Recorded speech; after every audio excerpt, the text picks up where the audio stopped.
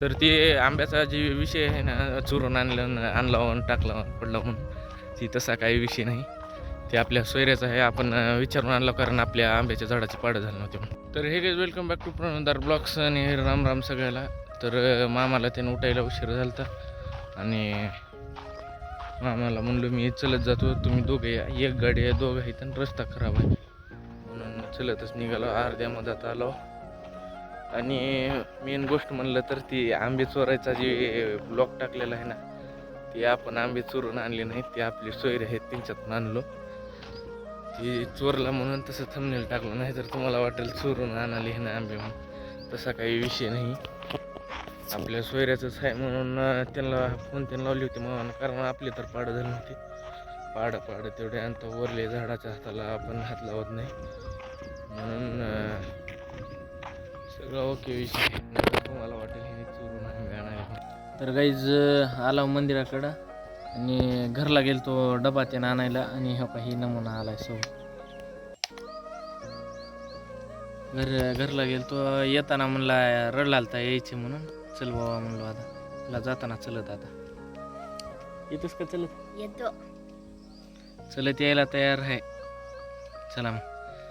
तर इथं गाई त्यानं सोडला आता आणि भेटू मग. गाई त्यानं चारून आता बांधून त्यानं बघा. सगळे बैल गाई त्यानं पळत गेलेत बघा. आता मामा त्यानं चालेत. आपण जाऊ घराकडं आता. पुन्हा 4-5 वाजता येऊन जरा काम ते नाही करू. तर चला तर मग. गाईज मामा इथं शेतात आता घर बांधायले ते बघा. आणि खाल्लं तेवढं झाले. आता वरी विटाचं बांधकाम ह्याच्यावर. हो का, मामाचं ही तिसरी का चौथी वेळेस आहे पाणी घालणं आता.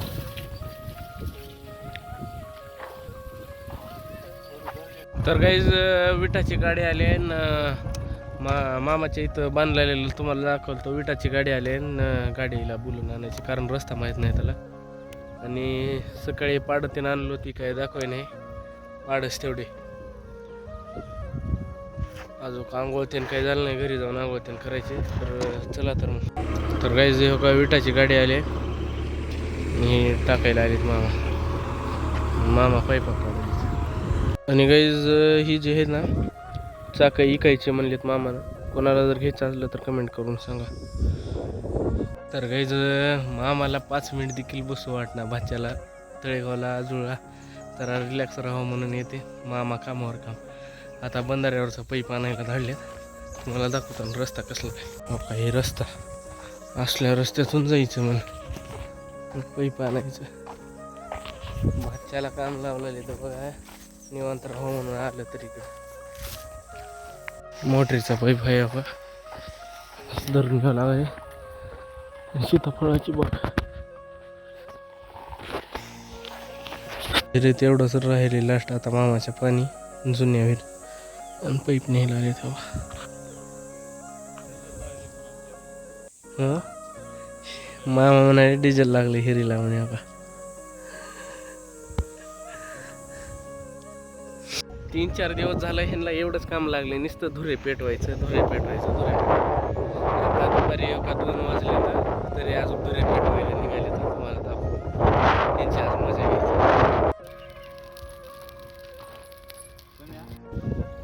मी मस्त मामानं आणलेले पाडं खायला आणि हो का ह्याने इकडं फुकला घेत म्हणजे जाळ लावाले. तर हो का मस्त आंबे खायला. हो का 2-3 झाले तर आज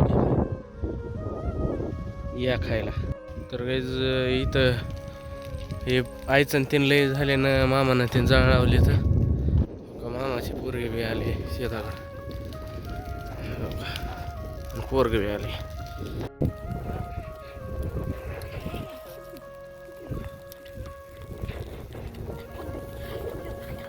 एक दिवस केल्यानं जमणार आहे. आबा लय मोठा जाळ लागले आहे. तर ते जाळ आलते म्हणून लय जाळ लागलाय. तर अजून इकडं जाणार आहे. तर बघूया. बाय. तर आम्ही नकर वावराला जाळ आलतो, ती लाकडाला जाळ लागल्या म्हणून लयच लागला हो जाळ.